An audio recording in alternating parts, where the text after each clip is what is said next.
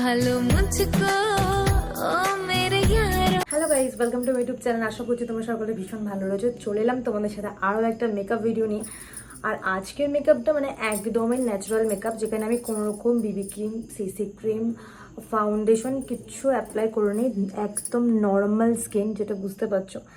আর আমি পুরো মেকআপটা কীভাবে করেছি সেটাই তোমাদের সাথে শেয়ার করবো। ইনফ্যাক্ট আমি কোনো হাইলাইটারও ইউজ করিনি। তো গাইস চলো, বেশি কথা পারবো না, পুরো ব্লগটা দেখে নাও।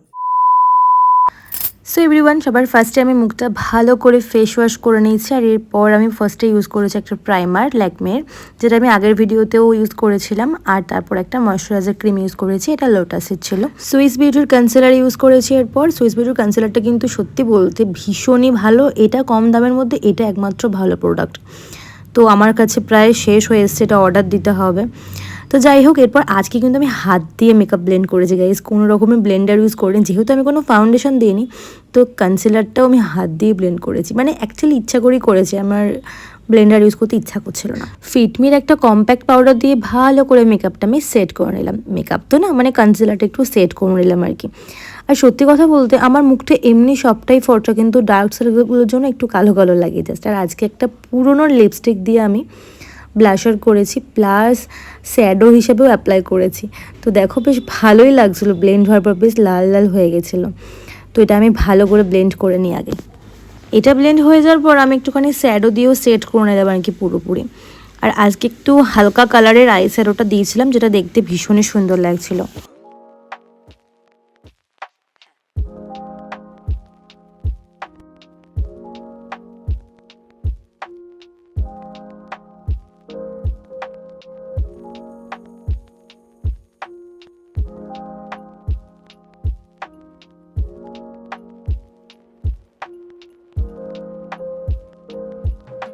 কাজল লাগানোর পর নিচে কিন্তু আমি একটু শ্যাডো দিয়ে স্মাচ করে নিই, কারণ হচ্ছে আমার চোখটা ভীষণভাবে পিটপিট হয়, তো তার জন্য কাজলটা ঘেটে যায়।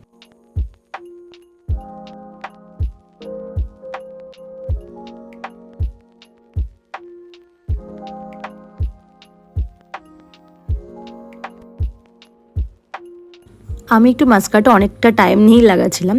যাই হোক, এরপর একদম লাস্ট ফিনিশিং যেটা হচ্ছে লিপস্টিক। তো আমার কিন্তু মেকআপ একদম ডান। আমাকে কেমন লাগছে কিন্তু অবশ্যই কমেন্টসে জানিও। चाहा यही दामन बचा लूं हसीनों से मैं, तेरी कसम ख्वाबों में भी बचता फिरा नाज़नीनों से मैं। तौबा मगर मिल गई तुझसे नज़र, मिल गया दर्द जिगर, सुन जरा बेखबर जरा सा हंस के जो देखा तूने, मैं तेरा बिस्मिल हो गया।